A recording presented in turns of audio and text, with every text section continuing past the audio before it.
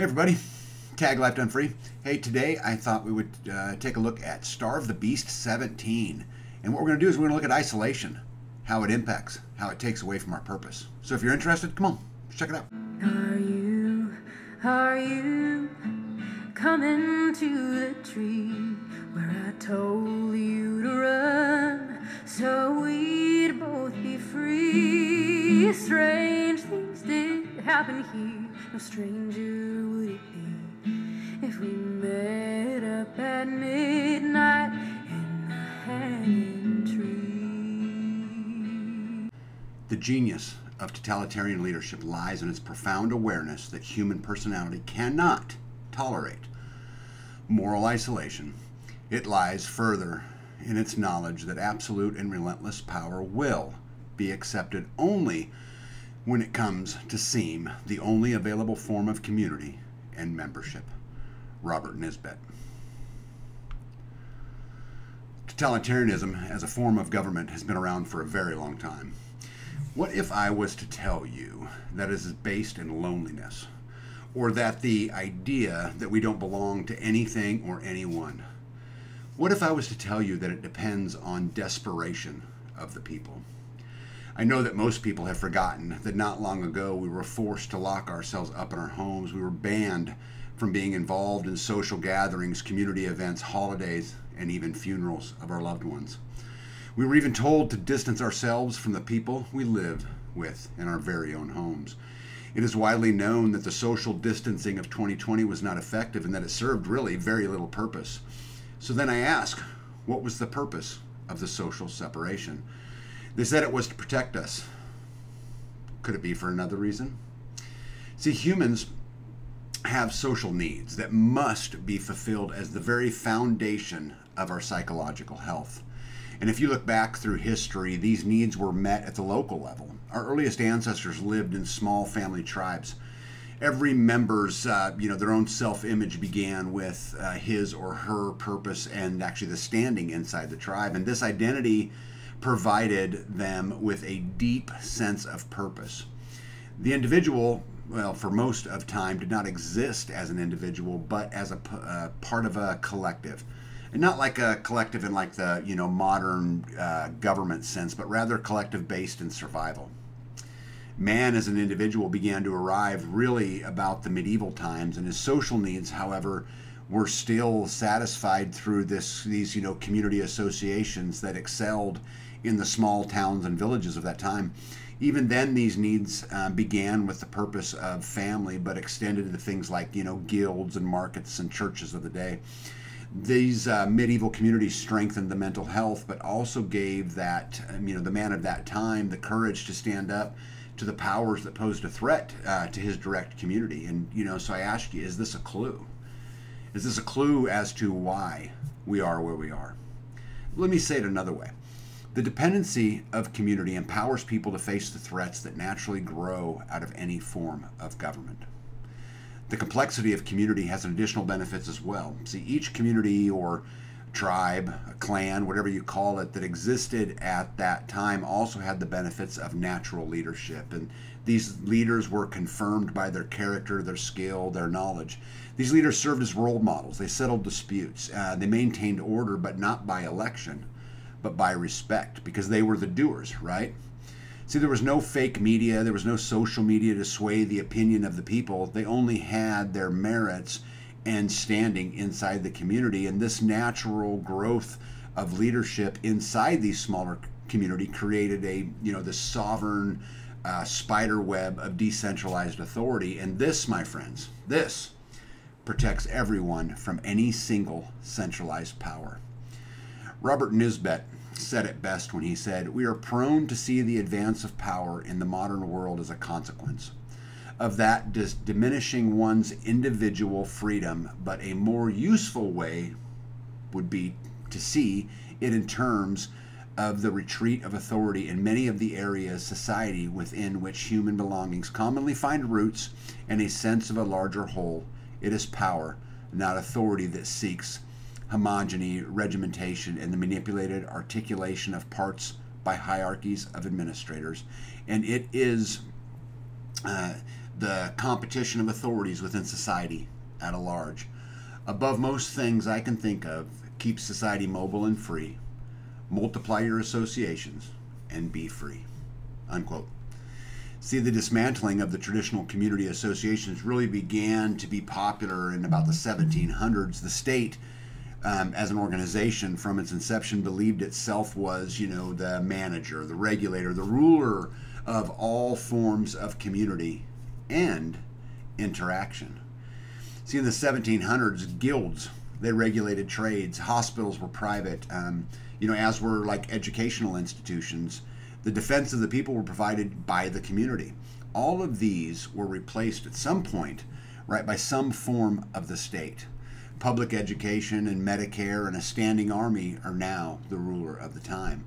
See, by destroying these medieval forms of community, the state has spread its reach. It has methodically and patiently created this all-encompassing political community. The very structure of the political party, which has applied pressure on the people for over 3 centuries, was committed then, as it is now, towards the complete removal of all forms of community. The political system has become more and more and more destructive and dangerous. Knowing that life without membership is intolerable to most humans, this total state focuses its energy on creating new memberships to replace the old. Agenda 2030? Anyone? What about New World Order, maybe? One world religion? We could go on and on of examples how this is true. By the 20th century, most academics and people who would be considered intellectuals intentionally helped the state dismantle all of these traditional forms of community. I mean, Boy Scout psyop, anyone? By making the case that places like churches and units like the family are outdated and oppressive, did you see the opening ceremony at the French Olympics? I mean, this is the planned destruction of faith and family. The media testified to the growing voices in the 60s and 70s of the need for this radical feminism by making the point that the family unit was a system of oppression. You can do exactly what a man can do, they said. Put your career first, they said, and to a thundering applause, they doubled their tax base. I digress. The story was told that the idea that traditional communities and institutions restricted man's freedom to grow in independent existence. The plan was just simply to attack these family units as this being inhumane and tyrannical. We once had this, giant web of overlapping communities with competing authorities. And it's really important you understand what I mean by competing authorities, right? The state then set out to create as many selfish and liberated individuals. The state was fully aware that most of these people could never be self-sufficient or were never going to be mentally strong enough to embrace this individualism without the existence of community. So who would they look for that sense of social belonging? I wonder. The erosion of the traditional community has left the majority of the people from enjoying the social ties needed for purpose and joy.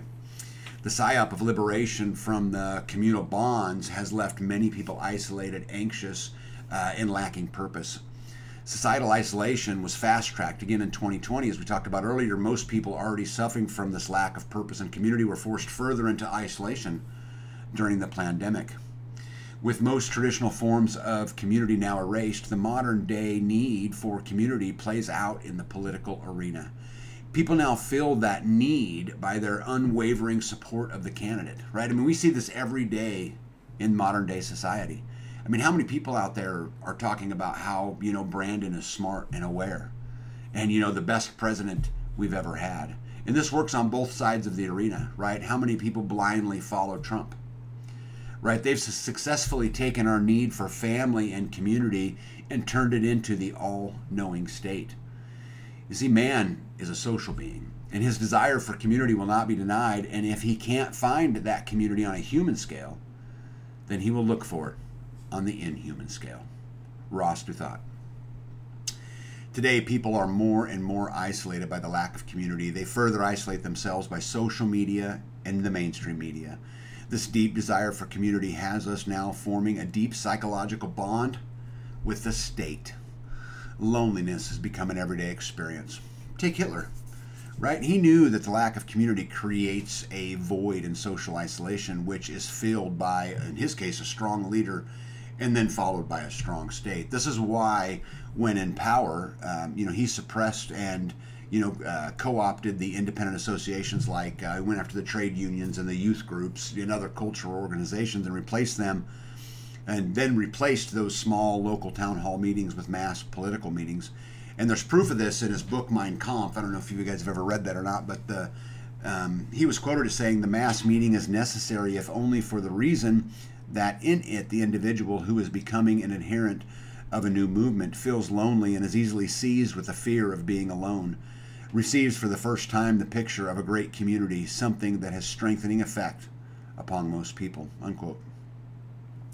If the growth of the modern state, fascism, communism, and totalitarianism, and pick your ism, right? But if they are products of the socially isolated masses' misguided search for community, then what America desperately needs is a revival of the smaller scale community associations.